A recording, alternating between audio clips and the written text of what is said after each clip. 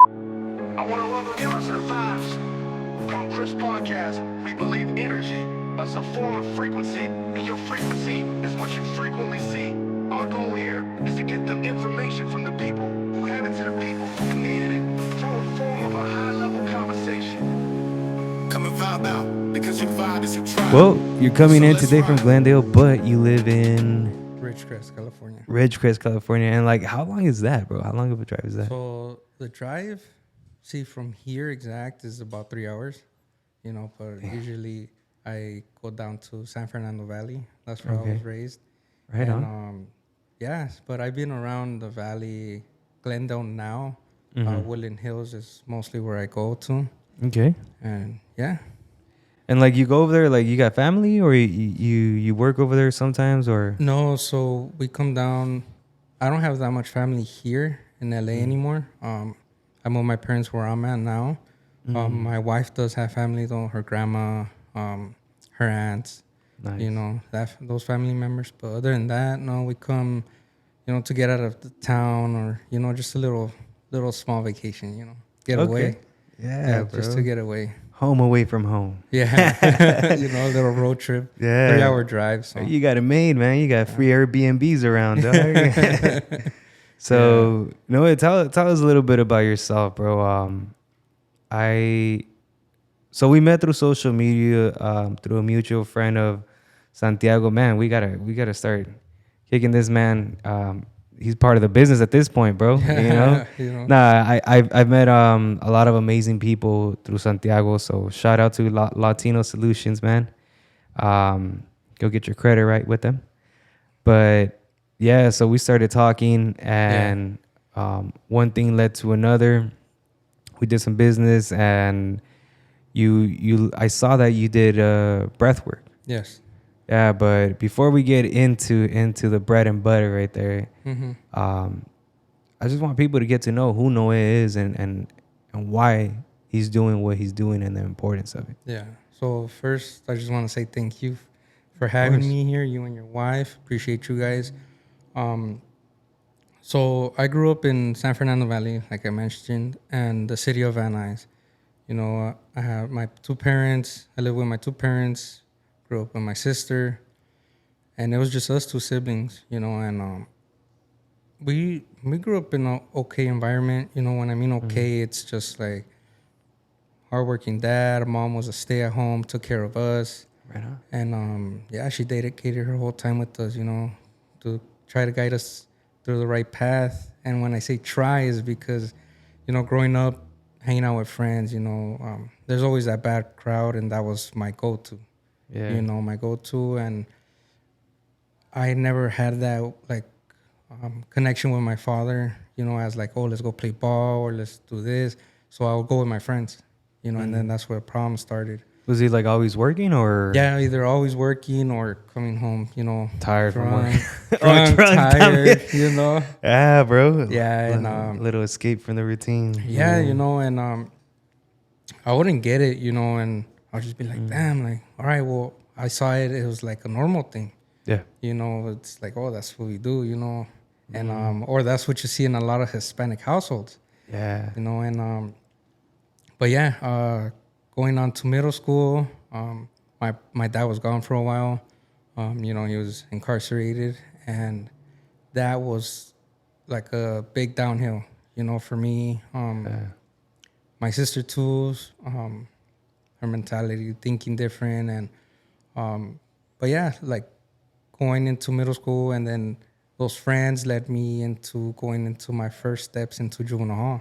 Juvenile hall was like a crazy experience. I wasn't proud of where I was at, but I was like, wow, like I'm really here. I would hear people talking about it, and like they were mentioning like what goes on in there, and fights, and like, the food and all this and that. And I was just like, I'm finally here. And when I got arrested and I went to juvenile hall, it was night. So in the morning when the doors pop, they open the doors for everybody, and they say, like, all right, when you're going to come out at the count of 3, you got to face your door. So 1, 2, 3, and then we come out, face our door. They say at the count of 3 again, like, oh, you're going to face the office. So when we face the office, I see 5-6 people from my neighborhood, like where I grew up. I'm like, what? You know, like then we go to day room, like, what are you guys here for? Like, what happened? You know, it was a trip, but yeah, like at that time, like, oh, that's cool. You know, like, oh, my friends, my homies are here. But in reality, you know, it's like, damn, like we're screwing up. Yeah. You know, and so that goes on for a few years, you know, get on house arrest back and forth, and then now juvenile hall, probation, all that stuff. You know, and at this point, my sister, she's always there. She always had my back. Like I remember this one time just going to this park, and then where we lived, you know, coming back from the park, there was a street light. So going straight was where everybody would hang out, and turning left was towards my house. And I was like, well, I'm gonna go with them, with my friends. It was like, took the long way. Yeah. I was tell my mom, you know, like, oh, you couldn't find me at the park, you know, you just went home. She's like, seen what popped off that day, bro, you know? So she goes home. She's like, I'm gonna get in trouble. I was like, nah, just go. And so yeah, she goes home. I come back home late, you know, like almost midnight. I was like, where are you at? You know, I was like, oh. And, you know, and I had those friends like, oh, don't worry, man. Like, my mom would trip all the time, too. You know, she'll get used to it, you know? And it's, like, crazy now that I think about it, you know? It's like, They kind of do. They kind of do, but, yeah. You know? Yeah, but it's like, wow. And so moving on, still in middle school, that's where I met my wife, you know? Whoa, yeah, okay. So, yeah, she was in, she was in 7th and I was in 8th. And yeah, it was crazy because I looked, like there was the quad, and then I'm like, I told my friend, I'm like, hey, who's that? You know? And then they're like, oh no, like I'm gonna go talk to her. I'm like, no, you're not. Like, I'm gonna go talk to her. It was like that's how it happened. And then you know, I met her, and then I still remember, like, I gave her first kiss, and then you know, it was a trip. Was this before or after juvie? This was after. Yeah. So I was already going in and out. You got a little chip on your shoulder right there. You're like, nah, fool, like, I got this, bro. That's right. Yeah. So, yeah, like in juvie, you can't, like, that's where you lose. I feel like you lose everything, like, as far as you can't be shy. You can't be, like, you know, you got to protect your own. You know, you put this facade on you, like, you know, to protect yourself, you know, because right there, anything, like any little thing, you know, feel disrespected or all that, it always goes down to you're gonna fight, you know. Yeah. But yeah, and then so I meet her, we go out, and her mom don't like me, my mom don't like her, and it's an ongoing thing, and we're just like sneaking around and all that, and then yeah, so we became parents at a young age. Yeah. You know, she was 14, I was 15. Dang. You know, so I'm gonna be 29 on this Saturday. Right. You know, and happy early birthday, by the way. Thank you, bro. Yeah, thank you. So yeah, I'm gonna be 29, and I got a 13-year-old at home. Nice. You know, so it has not been easy. You know, especially at that moment when she gave birth. But you know, her parents, her mom and my parents were there. They were helping us, and yeah, it's hard because at that time, like, how can I get a job? You know, like I'm trying. Kids are trying to raise kids. You know, I'm not saying it in a bad way to anybody that's gonna listen to this, but you know, I look at that now, it's like, wow, like I don't regret my decision. You know, having a boy, but it's just we were there. You know, we're there. And facts are facts. You know, that's what it was, bro. Yeah, so I was there, and I try to do my best I can, but it always led me back to, you know, square one, messing around with friends, and you know, getting arrested and all that. So as that continues, you know, I stopped going to school. You know, I probably needed 40 credits to graduate. Dang. You know, I was close, but you know, I turned 18 already, and like, you know what, I'm gonna start working. You know, my kids, you know, it's Christmas coming up, and I'd rather just work, get them presents. So that was my mentality at that time. Damn. You know, I turned 18 and all that. And once that happened, I just went from job to job, temp agencies, you know. Temp agencies. And They're then always hiring at warehouses, man. yeah, I went through a few of those myself. Yeah. Dude, unloading those 18-wheelers in the summer. Yeah, or even pushing a broom in construction sites. It's like, man, I would go with my dad. Yeah. And then I would tell him like, nah, if they send us to go push brooms, I ain't going. You know, I'd rather have them put me to work. You know, like, like work. You know, stacking bags or something. You know, Yeah. but pushing brooms for 8 hours, nah. You know, but yeah, there was a point I worked with my dad. Other than the temp agency, we did there's this warehouse called Indo, which was like electric company that would make cables for like Cinelise or like any other production company, you know, Universals, stuff like that. Okay. And yeah, we worked there for a while. When we lived in Van Nuys, we would drive all the way to Valencia, you know. So we would leave there at 2:00 to get there before 4. You know, clock in and then get out till 6 in the afternoon. So it was like At 2 a.m. then. 2 a.m. 2 Yeah, a.m., 2 a.m. Yeah. Yeah. And then get out till 6. Pretty much get back at home around 8. Take like a 4-hour nap and go back at it. Yeah. You know, so Monday to Sunday.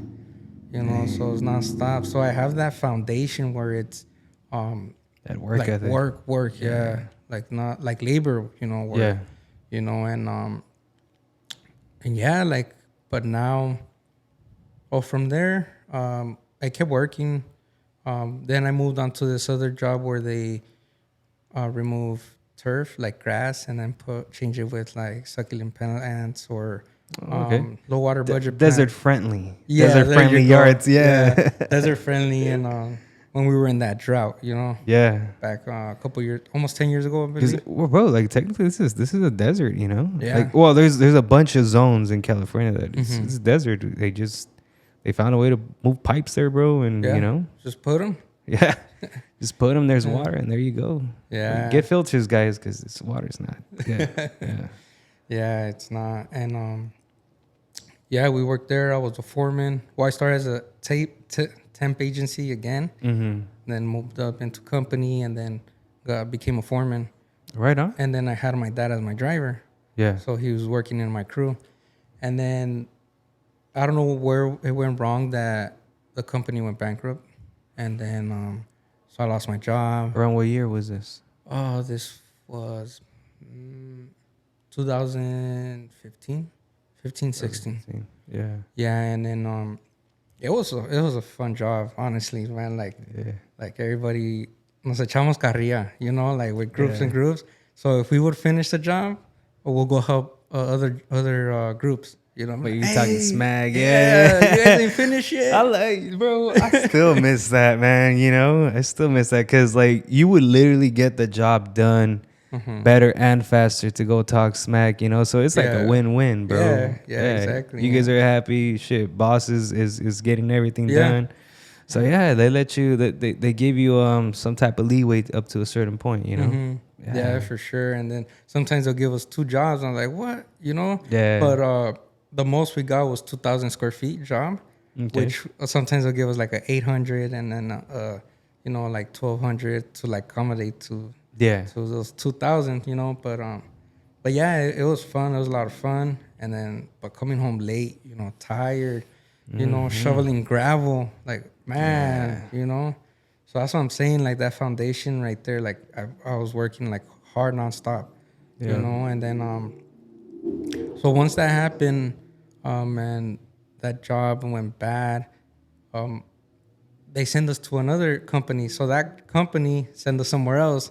They said, oh, you guys are going to do a job over there. So we go to the address, and then its office is like, hey, what's going on here? Like, oh, they didn't tell you guys?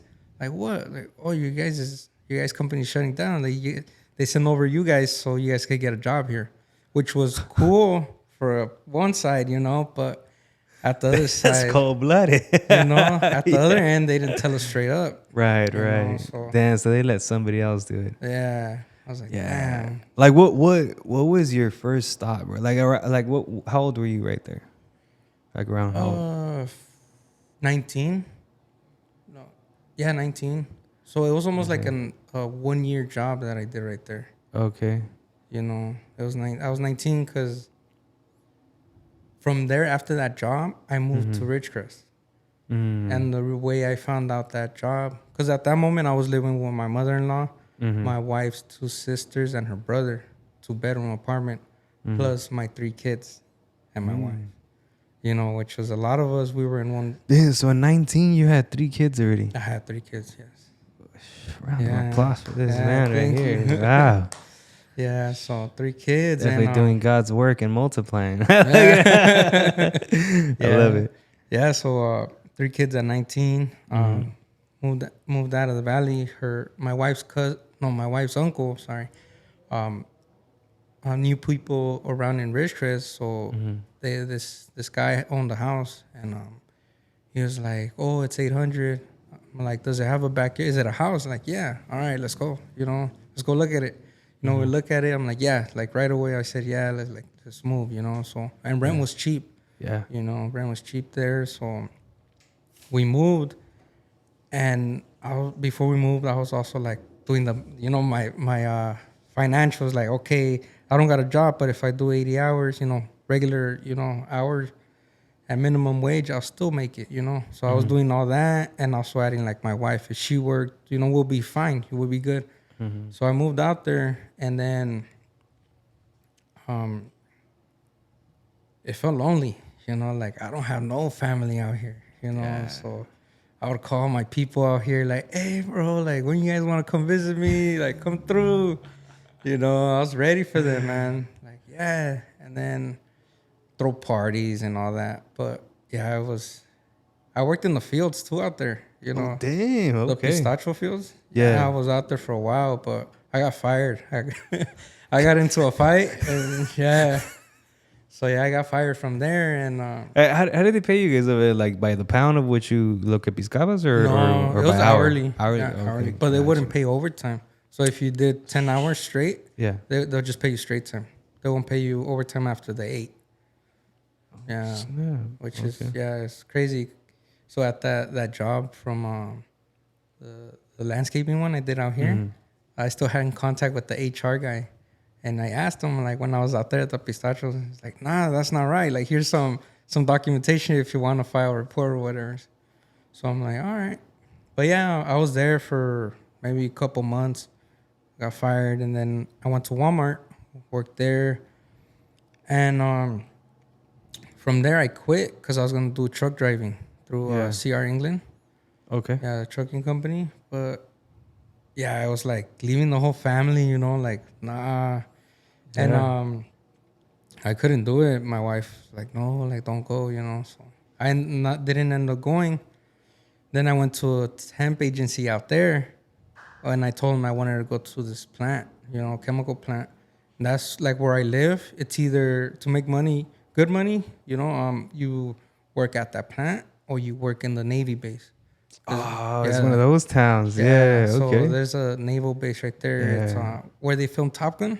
Oh, snap. Yeah. Okay. So yeah, the hangar where Tom Cruise at the end. Yeah. Yeah. So it's that part, and also when he flew the jet in the beginning. Yeah. It's one of my wife's favorite movies. Yeah. Top Gun. It was a good movie. Yeah. Yeah, it was. So they filmed it there, and then so I went to this job. I started on July 12, 2017, and got hired in August 14th.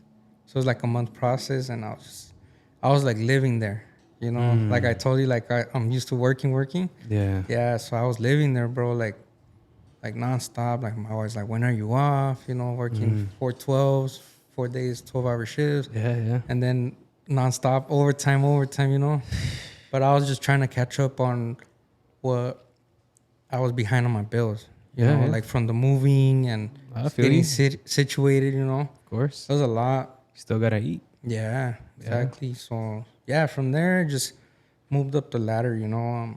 Started from a helper, which is just doing the dirt work. Like any other job. You start from the ground up. Yeah.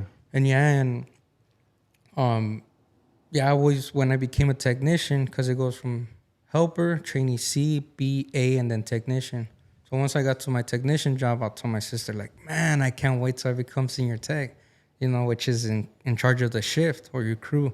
Yeah. So, with my sister, like I said earlier, we were always close, you know, close, like, you know, peanut butter and jelly. She, for her prom night, she took me instead of somebody else, you know. I still have the picture strips that they give out. Yeah. Yeah, we always had a blast. So who is that your only sibling or? Yeah, she's my only sibling. You older or younger? She's older. She's older. Yeah, she's All a right. year older. And then, so, yeah, she would always come, see the kids, FaceTime and everything, you know. Yeah. So it was fun. We always had a good time. When she'll come over, we'll drink, and you know, she love to smoke, so she'll smoke her weed, and then I'll drink. I'm like, yeah, that's cool. You do your thing. I don't do that. Yeah, I can't. I'm like, nah. You know, don't get me wrong. I'm not gonna say I had never done it, but Yeah. you know, but that was the past, and you know, now being on that topic, now I'm clean even from alcohol, you know, over a year. So I'm like 14. Soberific for a year. 14, 15 months sober. Right on, bro. Yeah, so- Congrats, man. Thanks. Like, you know, I used to be like, whoa, that's what you're supposed to do, right? Yeah. But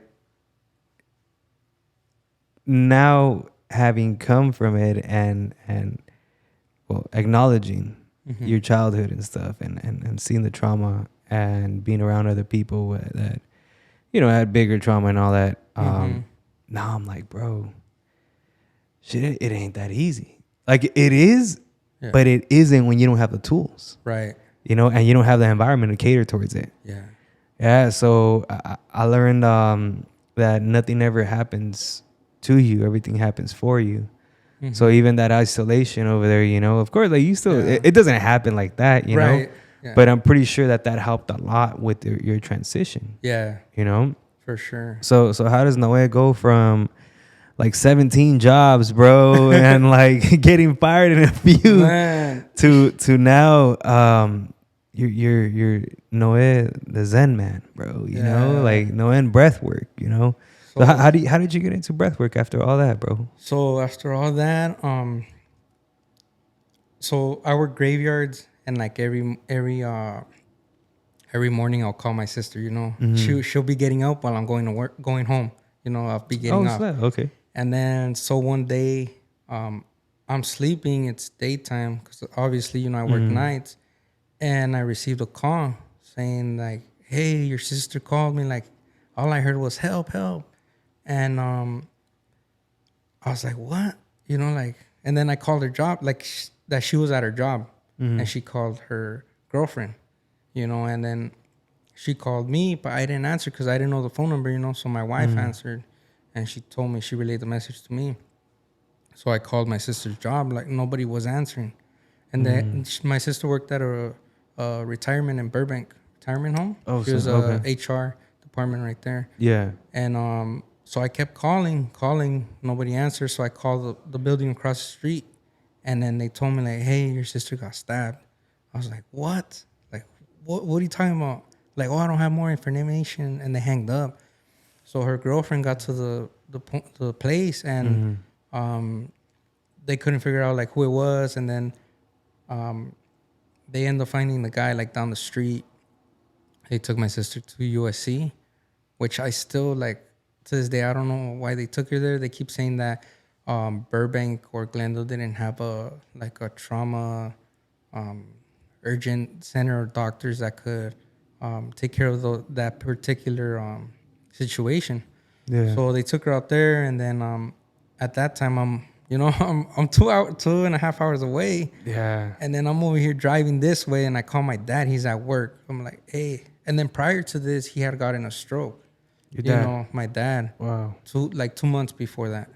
Yeah. You know, and then as I'm coming down, and then I don't know if you're familiar with the 14, like by Agua Dulce, the exit. That's why I always remember that name, because that's when my dad called me like, "Hey, you know what? The worst happened." I'm like, "What?" It's like, "Your sister's gone." You know, I was just like I didn't know what to do. I was just, first thing I did though, called my job. I'm like, "Hey," told my supervisor, I'm like, "Hey, you know what? I'm not coming in." And I started breaking already. Like I was crying.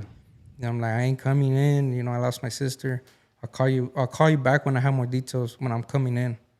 He's like, "All right." And I just hanged up. And Well, my parents were still at the hospital with her, and then that's when they told me, hey, you know what, we're gonna take her already. Like, you guys can't be here no more. So I didn't even get to see her, you know. Wow. So this whole time, I drive to my parents' house. He's there already. My mom's in the room, in my sister's room, crying and like, why? Like, what happened? Like this and that. And like, I don't know where I got the strength to go be there for my parents. Mm-hmm. Go prepared. Go to the coroner's office. I'll get the report. Death certificates. Go to mortuary. Plan the cremation, the service. Picking a box is like, how can you tell somebody, like, you know, like, I don't know how I had all that. I don't know if it was a shock, being in shock, or just adrenaline, you know, kicking in and just like, you need to do this, you know, nonstop.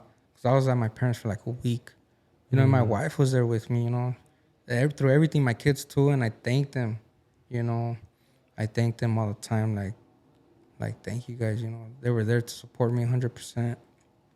And yeah, and then once we did that, like I told my parents, you guys are gonna move with me, like out there, you know. I ended up getting a house.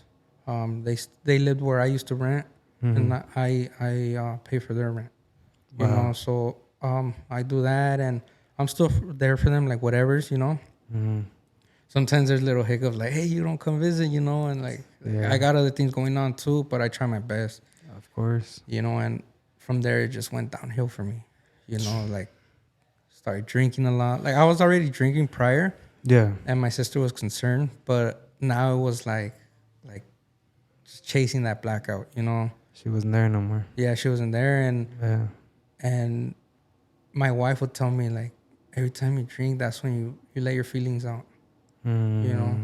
So I don't know if it was that I didn't have the time to grieve because I was doing everything, you know, or I don't know what else it could be, you know. I was just, when I came home, started drinking. I had planned a whole week of like the Christmas and the New Year's, like whole week to have off with the family. And I didn't even do that because like my sister passed that year. So that week in Christmas, all I did was drink all the way, you know, for a whole week. I worked 4 12s, so 4 days, 12 hours. Once I come back, like I'm back home, I'm off, start drinking all those 4 days, you know, and then go back to work. I wouldn't spend time with my kids, you know, and my kids were baseball. They play baseball, so I'll schedule my drinking, and I didn't even comprehend that. Like, I'm doing that. Like, I'm like, okay, by this time I'll be good. I'll still drink, you know. I'm like, what? You know, I wouldn't see that at that moment. Yeah, no, you don't realize it till you stop, bro. Yeah. And then my wife would hide beer from me, and then by the next week that I'll drink, somehow I find them, and I'll act like I'm still on my last one. But I'll be pulling them out from that spot, you know? I'm like, damn, but it's coming up on 3 years that my sister's gone. You know, my birthday's July 27, her birthday's July 28. Dang. And we're a year and a day apart. Yeah. You know, and she died on July 31st. You know, so a couple days after her birthday. Yeah. So on May 27th of last year, I got drunk.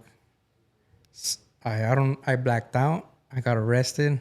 I came back too when I was in the getting booked in the county jail, Bakersfield. Oof. You know, in Bakersfield. So we don't have a county jail in Richards, so they have to drive us all the way up there. Yeah. And then, when I came back to, I was like, damn. So they take me into a little tank where you could use the phone. I call my dad, and he tells me, like, what happened. You know, I'm like, what? So I check my pockets. They give you this little receipt of what you're getting charged for. And it said right there, you know, like, I was in the neighbor's yard, like on top of the fence, and because the dogs were there. So I don't remember none of this, you know. And it's like, what? And I feel so ashamed, you know, like, damn. Yeah. So like, wow, like this really, you know, got me like this. And then, so I called him like, hey, I'm out. Like the guys that were there had a phone. I didn't even have my phone. And They came out, and then I called them like, hey, I'm out. So they still got to drive almost 2 hours to get me. You know, and then I'm there waiting, and then people are passing like, hey, can I borrow your phone? They're like, no. But give me that look, you know, like that judgment look. I'm like, damn, like I didn't get mad towards them because it's not their fault, but it's my own doing, you know, my own doing. And then I felt like, damn, I got this low. So that was my rock bottom, you know, and from there they picked me up, went home. I was supposed to go to work the next day. Or that night, graveyard. And then the next day I call my work nurse. So there's a nurse at work. And I told her, like, hey, information about rehab. She's like, yeah, I'll send you information. So at this point, she knew already I got arrested. Because that town's so small, they put everything in the newspaper. Yeah. So everybody at work knew what happened, you know. Did you come out in the newspaper? Not pictures, but it said like, what happened. Did you keep it? No, I never seen it. But they told me about it. I'm like, what? I would just keep it, bro. Like, hey, man, this was the day I was like, hey, life's gotta change, bro. Yeah. So that's crazy though. I know. Have you ever like? Well, I mean, obviously, yeah. That was how it happened. Okay, so it's definitely like a little town. There. Yeah, it's real. Like when we had an earthquake, back in 2019. Yeah. It was a big earthquake. It was 7.1. They that was over there, yeah. huh? Richards, yeah. Yeah. The whole community got together. They did like businesses. They're barbecuing for everybody. People that had kids, they gave like diapers and everything. It was like very so cool. That was gonna be my next question. Like, is it like homey, you know, like neighborly love type of stuff? Yeah, like it that? is. Like every community supports like one another. So that's a real town. Yeah. So they stay real tight. Right. But going to that rehab situation. So they were like, all right, like they checked my insurance, everything, all right. Like they got the bed ready for me. Like when you want to come, like, oh, I'll go tomorrow. And then so my wife and my dad drove me down to Woodland Hills. Damn. Yeah. So that's what I'm saying. I'd be good insurance right there, bro. I'd be in Woodland Hills because of that too, you know. Got you. I go down and then they pretty much they left me and then I was like real like sad, like upset with myself, you know, like damn, like how I felt with Juno, huh? I was like, damn, I can't believe I'm here. That's how I felt right here. But this one more like, damn, like, you know, I screwed up. Yeah, bro. You know, like deja vu. Yeah. And then I was like, man, like I don't want nobody to find out. At that point, you know, my first 2 days I was like that, thinking like that. Like I don't want nobody to find out. If anybody asks, like don't worry about it. Make up something, you know. But then once I met people there, you know, and I met people and I did groups and all that. I was like, you know what? Why should I even be ashamed? You know, I'm here to do better for myself.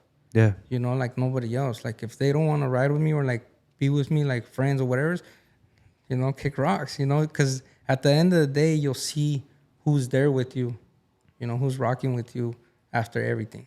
Yeah. You know, and so I went on, it was a Thursday, July 28th. And then it goes all the way to Wednesday. People are telling me about this thing called breathwork, you know, and. Oh, so you were there like a whole week? Well, I stayed there for 30 days. Oh, snap. And 30 days. And, that's solid, bro. Yeah. Yeah, 30 days. So on Wednesdays, they do breath work. And they were telling me, like, hey, like, this is this. Like, you do this breathing, you lay down with the eye cover. And, you know, he plays music. And you, everybody has different experience. I'm like, okay. So. But, what was your first reaction when you heard that? Like, you guys are crazy, you know? Okay. Everybody, I was like, what? A little skeptical. Yeah, like, nah, like, I don't believe that, you know? Yeah, like, hey, bro, like it's cool, man. I'll just relax. I'll get in the sauna or something or in the pool. And I think before that night on Wednesdays is sound bath. So sound baths with those bowls and they go like that. It makes that noise, which is relaxing, you know? Yeah. It's good, so look, like, so we have something. This is what we truly believe in this podcast.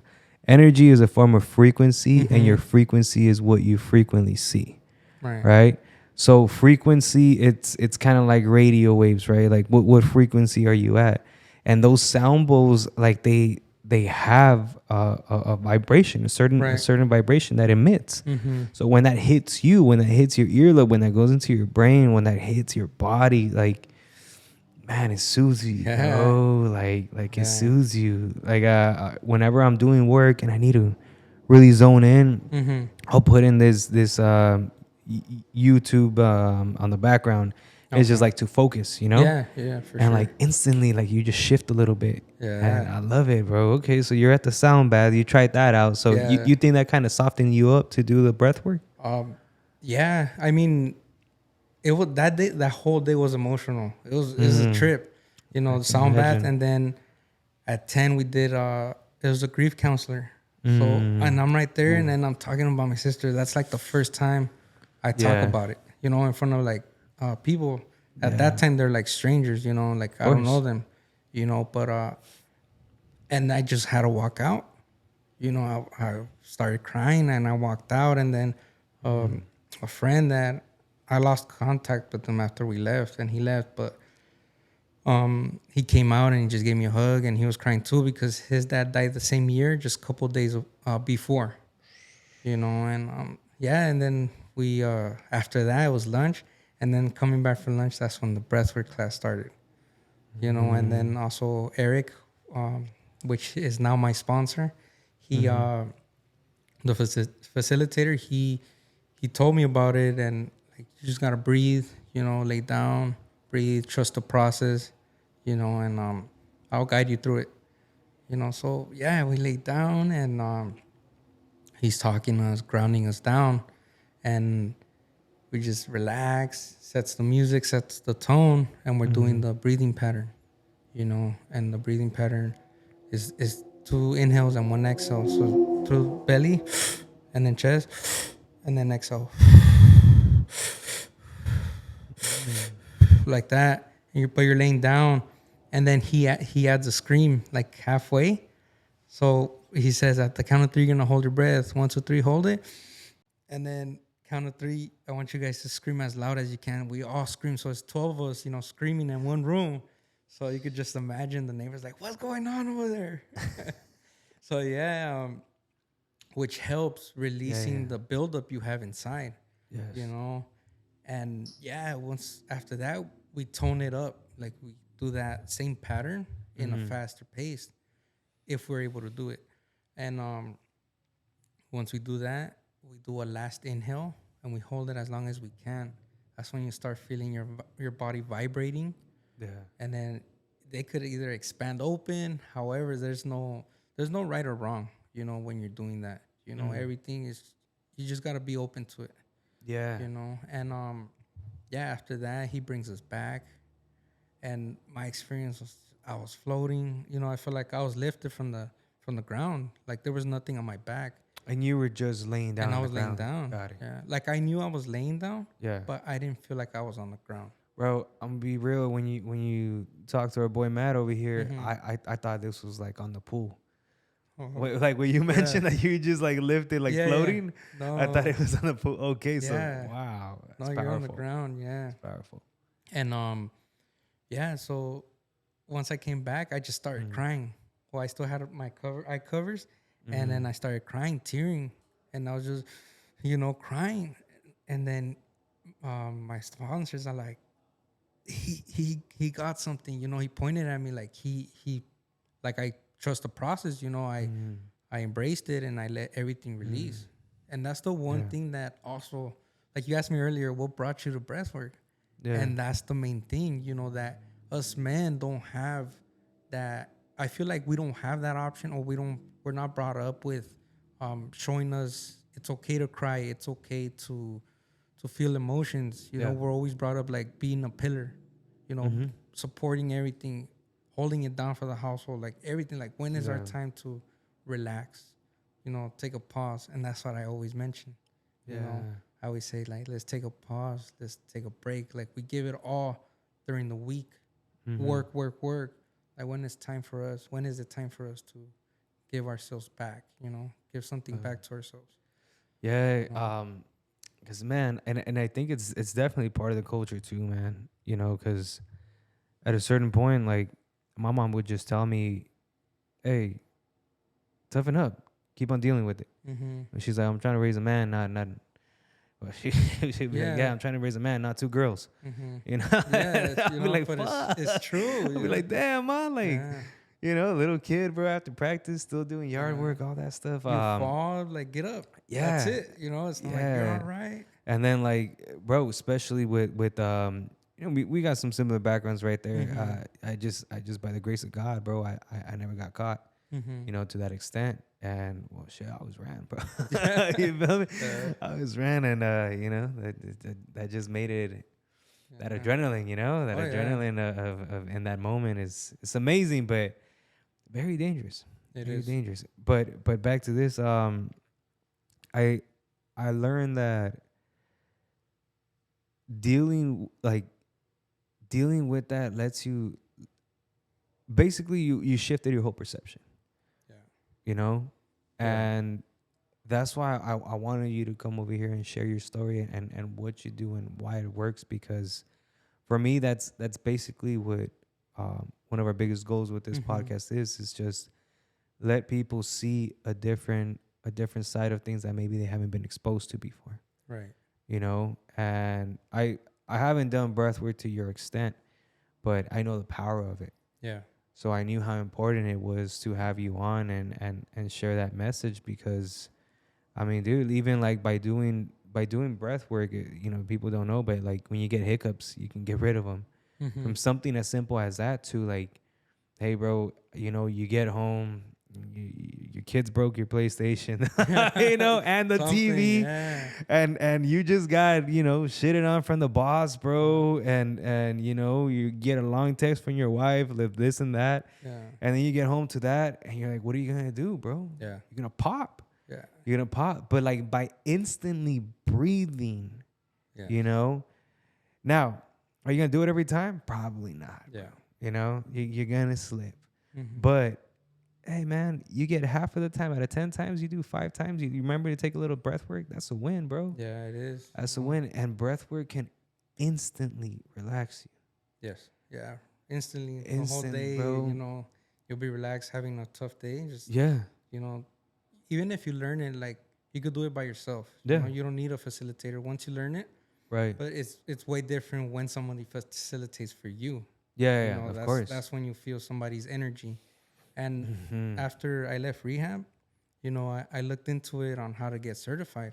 So that's what I did. That was my next step. I was like, I'm going to start my business, you know, like that was like, I felt that was my calling. Like, I got to share this, you know? No. So everybody I told at rehab, like, hey, I'm going to do breath work. Like, can I come to my sponsors' classes and like just shadow his work? He's like, yeah. Like, so I was welcome there, you know, and I kept going for like a couple of weeks, but it wouldn't work with my work schedule. Yeah. So at one point I had to be like, hey, you know what? I can't come.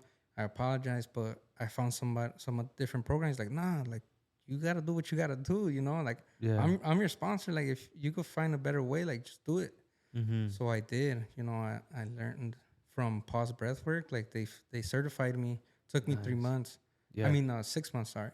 6 months. And, yeah, I'm certified, insured, and everything, you know. So shit, your man's insured.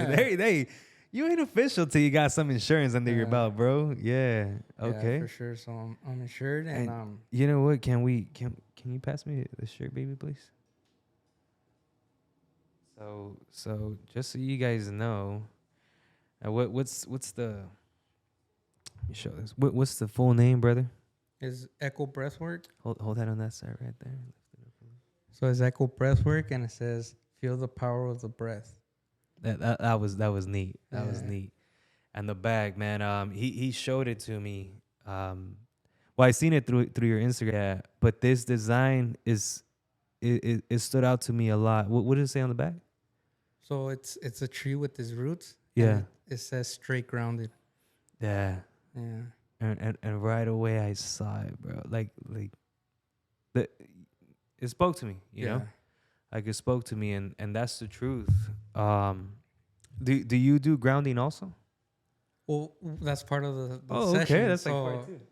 Yeah, so in the beginning, I ground you down, you know, like we're laying down, and that's one of my cues, like, start grounding down, and let your body melt into the the earth's surface. Feel like if you're a tree with its roots just traveling down. Yeah. You know, and continuing that cue, and then that's when I start continuing with my, we'll start continuing the facilitating Right. with just telling you to continue your breathing, just setting the mood, setting the tone for you. Yeah. You know, and the way I was trained, it's real. How do you say it? It's real invitational. So it's like we're trauma informed, certified. Right. So it's more like if you can do it, if not, it's fine. Like we don't. I tell you, if at any point you want to stop, like stop, we'll stop. You know, we're not gonna keep going because I'm here to support you. Right. I'm not here to damage more or get you to a certain point where you're not even comfortable. Yeah, because some people they got the trauma because most of the trauma comes from being forced. Yeah, Or having no other choice. Yeah. I mean, which is a bit of the same difference. There's differences, but it's a bit of the same difference. And something like it slipped my mind, but bro, like the importance of this breath work because the route that you and I both were going, because dude, those 12-hour shifts, like shit, that's 12 hours. But like you said, the overtime and all that, like there was points where I was working like 16-hour days, bro. You feel me? And then I would still get home, bro, and knock out a run because my wife would be like, "What are you doing? Like you need to sleep." And I'm like, "You don't understand. I'm so high, like hopped up on caffeine. Because how else do you stay up, bro, for 16 hours, dude, on a consecutive basis? You feel me? You're hopped up on caffeine or Red Bull, whatever the case might be, bro. And if you're not, well, like shit, you're dangerous. You feel me? So I'm like, I will go run still to get that out of the system to try to get some, like, just try to be so tired to knock out, right? Yeah. And I'm still selling stuff on offer, bro. So that little thing hit and you hear the ka-ching, I'm up, bro, because that's money, you know? Like, yeah. So all of that. But like you mentioned, you know, we grind so much until one day an OG told me, bro, he was like, yo, like, you know what happens to a pencil when you keep on grinding it and sharpening it? I'm like, well, I mean, it runs out. Yeah. What do you think is going to happen to you? Yeah. I was like, nah, but you know, we gotta get in this. Yeah, Yeah, we're just looking for an excuse. Yeah, but it's a reality. He's like, you gotta find another way. Yeah. And then I was like, shit, bro, because dude, there's only 24 hours in one day. You gotta sleep at least 5. You know, that means 5.5 because it takes you about 30 minutes, you know, to knock out 15, and it just depends what you did, you know, and how when was the last cup of coffee, all that stuff comes into play, and I mean, at a certain point, how long can you function with 5 hours of sleep? Not a long time, yeah. Because that's 5 hours of sleep regularly, but then there's days that you push it, bro, to only 3, you know, and then you got a family, so I can imagine not all of your children let you sleep. You know? They're actually good. Oh, they're good. Yeah. Were they good as babies though? No, you know, like Yeah, that's all right. Yeah, bro. But you know, when they're babies, bro, they're babies. So like you're already not sleeping. Yeah. You know, thank God you had them young though. Thank God you had them super young. Yeah, we had all that energy. Yeah, bro. Yeah, that's a plus. But yeah, that always stood out to me. But it's not like he laid out a plan of like, you know, doing breath work, doing self-care, all that. Because bro, up to a certain point, like that to me was gay, bro. I was like, nah, bro. Like, what do you mean self-work? Yeah. Like caring for myself. I don't like need that. I'm like, Yeah. what? I'm gonna go to a spa, bro? Like, that's for chicks, fool. You know? But now I'm like, you know, and everybody's thing is different, but I want to give credibility to you, bro, because I do believe in this. You are most suitable to help those who you used to be.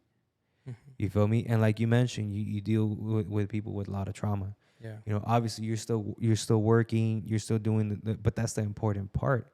Because in any craft, bro, in any business, you gotta continuously work. Right. So you can continuously begin to add more value. The more breakthroughs that you have, the more breakthroughs that you're able to help others have for themselves. Yeah.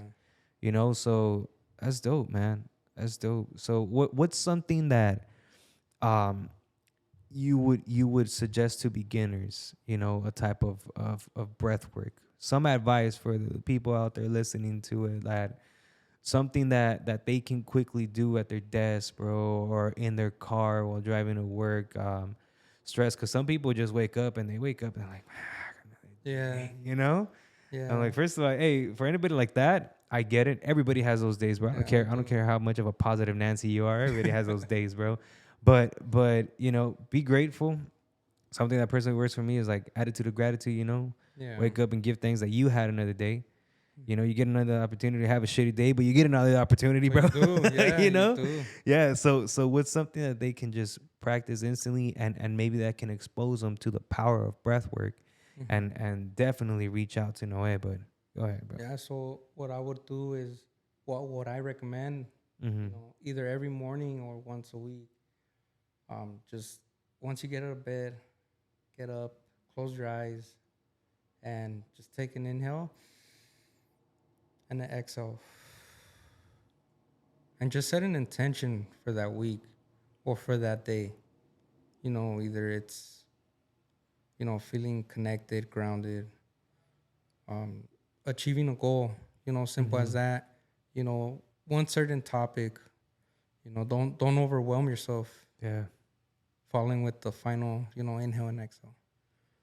And just open your eyes and get to it, you know, like whatever your next move is, just, you know, like I believe in God, like I always did. I was, you know, brought up going to church every Sunday, Yeah. and I feel like I got reconnected with God, you know, keep becoming sober, you know, because like I mentioned earlier, I had gotten arrested.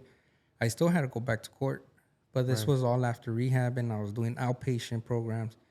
And, you know, I bought a tie and a shirt, got dressed up nice, went up to the judge, you know, and all he did was give me a fine. You know, he didn't give me nothing else. Yeah. You know, and that's like, I felt like I got up there and I knew like I felt real grounded, and I, you know, asked God like, hey, please, like, you know, I believe in you, you know, and yeah, my higher power, like, he is like, he listened to me. That's how I felt, you know, like Yeah. he heard my words, and that's what happened, you know. And I was just like, wow, you know, and I just like, I'm just dedicated now to helping others, you know. I still work my job, but I want eventually to make this my full-time job.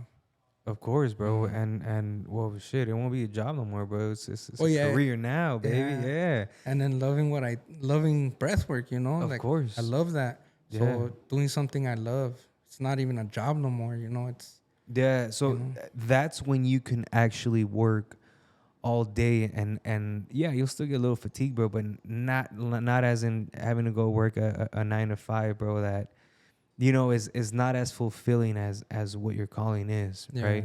for So it's sure. like I tell people, I'm like, listen, you know, it's definitely okay, and it's a great start to work full time on paying your bills and part time on building your dreams. Yeah. You know, like something's got to fund that, bro. Hey, man, Yeah, business for costs sure. money, brother. You know, and not only that, you got a family. Yeah. You feel me? So, hey, man, extreme respect for that, bro. Yeah. Thank you. You got a full family, not just one. Okay, you got 3 and a wife, all right, Yeah. and a household, and he's helping out his parents, and, you know, got a full-time job, and on top of all of that, he's still sharpening his tools to make sure that he has his tool set ready for you guys. Because I say this, bro, like I feel that the more tools that you have in your belt, the more problems that you can help fix, not only in your life but in others. Right. You know, but you always gotta be sharpening them, bro, because they get dull. You know, they Yeah. get dull, bro. Yeah. And it's that basic work, man. It's that basic work. Yeah. So, Yeah, but I mean, what it's something else that you wanna share with us, bro, before we wrap up? just feel grateful for you guys having me here. Appreciate course. the time, you know. You No. guys, I appreciate your guys' time, you know. Yeah. And yeah, thank you. No, well, no, yeah, we appreciate your time, brother. Coming all the way down from Ridgecrest. You know, that's not a skip and a hop away. So definitely thank you for coming and sharing your value with us. Where can people follow you, man? You can follow me on Facebook or Instagram. It's at Echo Breathwork. Echo Breathwork, right? Yeah, So Echo with the ECHO and then Breathwork. Gotcha, man. Yeah, man. And you know what? If you don't mind sharing, what was your sister's name? Oh, Montserrat. Montserrat. Yeah, Montserrat. Wow. Beautiful, man. Montserrat, may she rest in peace, brother. Thank you. I know that she's proud of you right now, bro. Yeah. This is your first podcast, man. You're starting up your business. Yeah. Your children are growing. But, you know, who knows? Maybe the family's going to grow too. Just throwing it out there. You know, even more. Yeah. But, yeah, man, you could definitely see the impact that she made. And it's beautiful that you carry her with you, bro. Yeah, thank you. People, they told me this as a youngster, bro, that keeping somebody's memory alive is not it's not just photos. It's not just it's having them with you. You know, showing love to them through work. Yeah, and then there's like she always loved butterflies, and it's a trip. Like everywhere we go, sometimes we see butterflies. Yeah. Like we just went to Raging Waters last week. Okay. We seen a butterfly, like just one out of nowhere. Yeah. And then when I was pulling up here, like through the street, out of nowhere, just one just flew by. Wow. It's like, wow, you know, like it's, yeah, like I know that's her. I feel like a message, you know? I just got a little bit of the chills right now, man. So it definitely was, bro. Her spirit is here, brother. Her spirit is here, man. With that said, Noe, thank you very much for coming on to the VibeconChris Podcast, brother. Man, I hope you guys got all the knowledge right here. You know, take some notes. And, man, I encourage you guys to share your story too. You know, Noe used his life, his background, and the current things that happened to him, and he was able to turn them around, you know? And, man, I just hope that somebody out there that listens to this is able to do the same. Alrighty, guys. We'll see you guys on the next one. Let's ride.